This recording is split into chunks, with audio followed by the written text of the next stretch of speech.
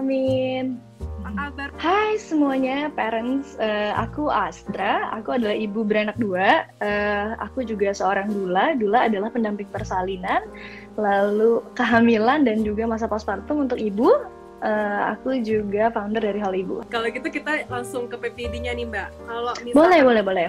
Aku kemarin kemarin aku lihat kontennya Mbak Astra nih soal baby blues, transisi, postnatal depression, dan PPD. Itu ada bedanya atau itu per tahap sampai PPD dulu Mbak? Benar, semua tuh ada bedanya.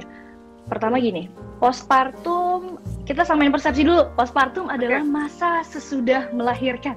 Banyak yang bilang, aku kena postpartum nih. Kalian semua kena postpartum, karena kalian itu mengalami masa sesudah melahirkan. Oke, itu dulu kita samain.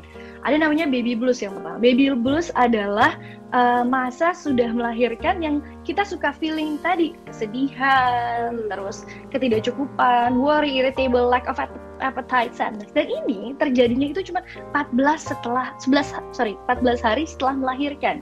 3-5 hari. Kalau lebih dari 14 hari, berarti ada yang salah nih. This is not only baby blues, tapi itu bisa jadi ada depression atau ada anxiety di dalamnya.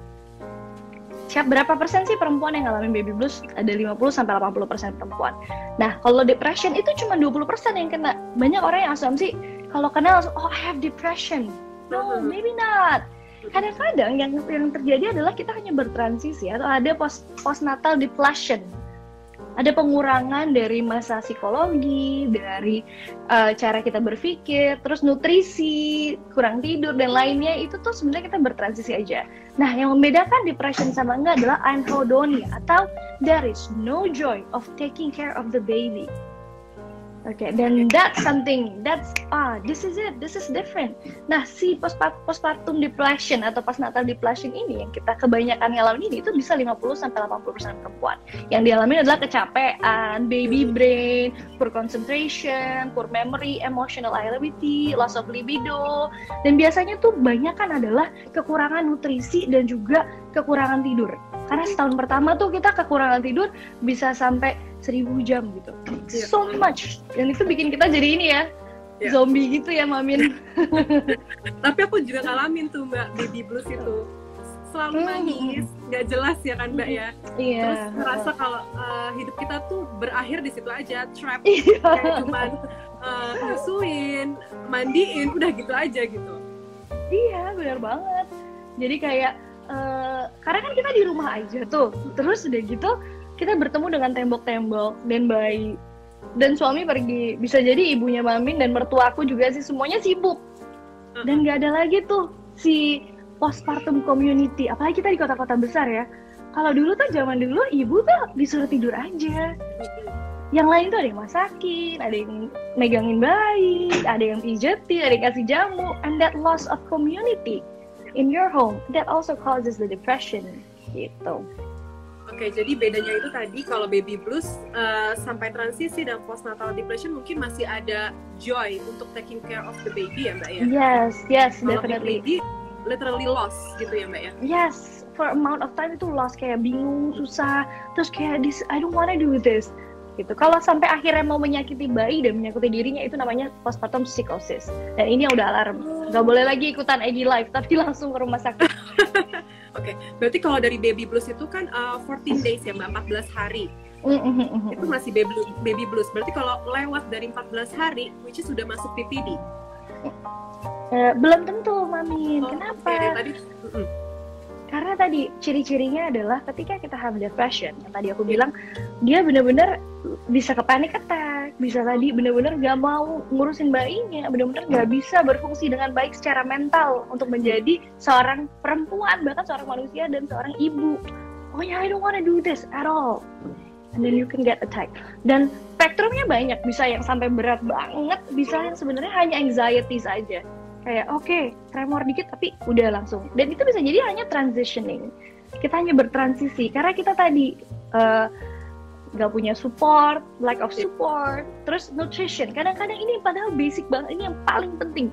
Banyak ibu habis lahiran karena dia kan hormonnya dari 1000% nih pas lagi hamil. Terus tiba-tiba habis lahiran tuh baru turun cuma 200%. karena kita pengen building milk for the baby. So makanya tadi masih banyak hormon, dan hormon tadi tuh akhirnya nggak kenal sama diri kita kayak mau hormon semuanya, tapi kita makan yang nggak sehat. Ibaratnya makannya bakso doang, cuanki, ayam geprek. Gimana you wanna build those nutrition? Jadi kita tuh kalau habis lahiran kayak ember, kayak gelas gitu, tapi banyak bolongan-bolongannya. Terus abis itu ada banyak patch gitu, atau hansaplas gitu. Nah, tapi keluar airnya bolong-bolong. Jadi kita mau building nutrition buat anak kita, tapi kita mau building juga all the nutrition that we need for our body. And that's what experiencing. Itu yang namanya depletion. Kalau gitu pemicunya dari PPD itu sendiri apa tuh Mbak kira-kira? Banyak banget, tapi yang paling pertama adalah hormonal. Okay. Number 2, restless, karena kurang tidur. Terus udah gitu nutrition sih. Nutrisi tuh besar sekali. Nutrisi peranan penting ya ternyata ya. Aku baru tahu sih. Aku kira cuma sekedar kayak perubahan aja sih dari yang belum ada anak sampai ada anak gitu. Ternyata enggak ya? Enggak, penting banget karena kita lost so much. Kita kehilangan DHA, kita kehilangan zat besi abis lahiran. Karena kan makanya kalau ibu hamil tuh kalau mau lahiran dia kalau dites zat besinya suka kurang, itu wajar karena kan mau dikasih ke bayinya kan. Nah makanya pas kita mau 40 hari pertama itu kita perlu kejar-kejaran tuh sama everything that we need. Makanya suka dibilang ada baby brain gitu kan, karena penurunan kinerja otak kita tuh ada, dan itu kenapa kita butuh DHA supaya kita bisa mikir lebih baik secara mental gitu. Kalau misalkan PPD mungkin nggak, misalkan anaknya ternyata udah 22 bulan tapi baru ngerasa ternyata aku di PPD gitu, mungkin nggak sih Mbak? Nah ini pertanyaan yang bagus banget Magin. Yang tadi aku ceritain ngomongin soal si postnatal depletion, ini tuh yang ngerasain itu bisa 50-80% perempuan. Terus kamu tahu nggak bisa munculnya kapan? Dari umur 0 sampai 10 tahun ibunya. Ada sih yang nemuin si postnatal depletion ini adalah Dr. Oscar Serrella.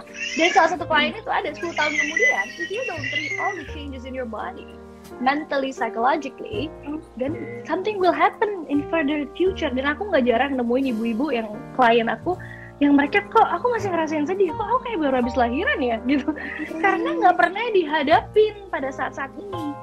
Pada saat tadi transisi 2 tahun pertama nih ya, setahun kalau misalnya ini nggak dihadapin, nggak dialamin, there's no grieving untuk say goodbye to the old mamin yang dulu. Well, that's it, that's gonna happen nanti nih, future pasti bakalan datang lagi tuh kesedihan tadi, harus dicek lagi. Makanya first thing first to recover from postpartum is talking about your birth.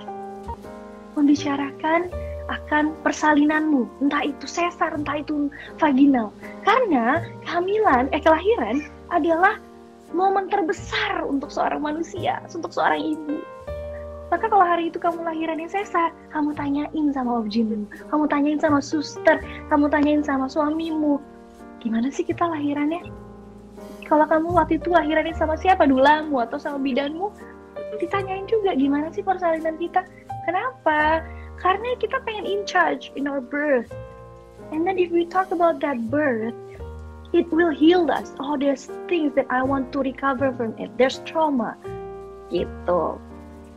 Kalau yang dibutuhin ibu yang sedang alami PPD mungkin sekarang? Kalau soal ngomongin soal gak bisa tidur, ini berat banget. Kalau emang udah tidurnya gak berhari-hari, definitely kamu butuh bantuan. Kamu butuh ke psikolog atau ke psikoterapis.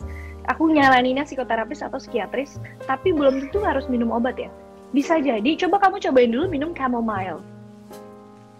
Jadi di Australia itu ada satu motherhood center, kalau ibunya ngalamin postpartum depression, mereka nggak ngasih obat, mereka minum chamomile aja dulu. Terus si minyak astiri atau essential oil tuh boleh juga dicoba. Si lavender, mandi air hangat, terus mandi air garam. Kenapa air garam? Karena air garam itu kan kembali ke alam, kayak cleansing yourself. Itu ngaruh juga. Cobain mandi air garam. Terus udah gitu kasih wangi-wangian gitu. Seperti persalinan, di mana seorang kucing biasanya kalau habis lahiran dia pengen lahiran kan dia tuh ke tempat yang temaram. Dia pasti di pojok-pojokan, tau-tau tuh kucing yang hamil, tau-tau besok udah lahiran tuh. Ya kan? Biasanya persalinan gitu, kita mau tempat yang intimate, kalau bisa seperti mau make love. And that's also how you have to treat yourself after postpartum. Taking care of you in a very intimate and romantic way. Walaupun emang gak bisa lama, tapi paling nggak kayak 10 menit, 15 menit kalau bisa 1 jam, that will be wonderful. So coba menjalin hubungan lebih romantis sama diri. Terus tadi itu kalau ngomongin tidur, tapi kalau ngomonginnya udah lebih berat lagi, definitely kamu harus banget ke ahlinya. Aku nggak percaya dengan self diagnosis kalau kamu udah bener-bener yang tadi aku bilang anhedonia, atau there's no joy after taking care of the baby, and also there's panic attack. Dan itu perlu banget. Kalau tadi ada juga TAT sama Mas Reza, aku juga sempat TAT. Terus bisa juga ikut lingkaran ibu atau ikut meditasi bareng kita tiap hari Senin gitu. Kalau misalkan kita sebagai orang yang mungkin punya kerabat yang PPD gitu Mbak, atau pasangan deh yang harusnya punya istri mungkin yang sedang PPD, itu harusnya ngapain sih Mbak gitu? Bentuk pahatnya seperti apa yang mereka sebenarnya butuhkan gitu Mbak? Buat kita in general ya, nggak cuma ibu-ibu yang kena PPD, supaya kita mencegah terjadinya PPD dan anxiety atau psikosis dan lainnya. Buat ibu yang sedang mengalami kehamilan dan persalinan dan juga masa sudah persalinan, itu butuh banget didukung. Mereka butuh didukung dengan dukungan yang tidak menghakimi. Kalau ada yang hamil, ya dibukain pintunya. Terus ngerti kalau dia bawa anak satu lagi, udah Mbak, duluan kalau dikasih taksi atau atau teman kamu kasih makan. Terus udah gitu support, kan lo sekarang kan susahnya lagi corona gini, kamu bisa banget kirimin makanan buat dia. Terus bisa dikasih voucher, dikasih tadi hadiah-hadiah kecil. Oke. Terus kalau misalnya kamu adalah pasangannya, ketika dia bersalin dan juga masa postpartum, dengarkan ibu tadi. Kadang-kadang ibu itu tuh, karena kita juga hidup di masyarakat patriarki ya, di mana keputusan lebih banyak berada di ayah dibandingin ibu. Ibu ini perlu banget didengerin. Apa sih yang dia pengen? Bikin birth plan, postpartum plan. Siapa yang akan ada pada saat persalinan? Siapa yang akan ada pada masa postpartum? Siapa yang akan kasih makan kasih makan ibu? Terus bayinya siapa yang pegangin nih? Terus popoknya siapa aja yang ganti malam? Kesepakatan tadi perlu dilakukan. Kalau siapin pernikahan aja nih, yang megah aja berbulan-bulan, kita dikasih waktu 9 bulan sama Tuhan untuk siapin tadi kelahiran dan juga masa sudah persalinan atau postpartum gitu. Dan itu perlu dimanfaatkan. Oke Mbak, kalau gitu pesan terakhir dari Mbak untuk ibu-ibu yang mungkin memang tidak PPD tapi merasa belum nyaman dengan keadaan sekarang, ya itulah belum bisa menerima lah keadaan sekarang, letting go ourselves gitu ya. Itu apa sih Mbak pesannya kira-kira? Kamu harus percaya gitu ya. Jadi seorang bayi nih biasanya kita kalau lagi di dula, kita selalu percaya bayi itu sudah diutuskan menjadi bayimu itu pada saat kamu usianya mungkin 6 tahun, 7 tahun, 8 tahun, 9 tahun, masih kecil banget. Spiritnya tuh udah milik kamu sebagai ibunya. So, can you imagine how special you are as a human being, as a mother? So whenever you feel like, that's it, I don't feel like I'm enough for my child, just remember that this child choose you for a reason. Kalau kamu ngerasain, aku kayaknya salah banget nih jadi ibu, aku kayaknya depresi, aku nggak bisa. Kamu tuh mampu, tapi berikan dirimu jeda, berikan dirimu waktu. Jangan terus disalahkan, don't beat up yourself.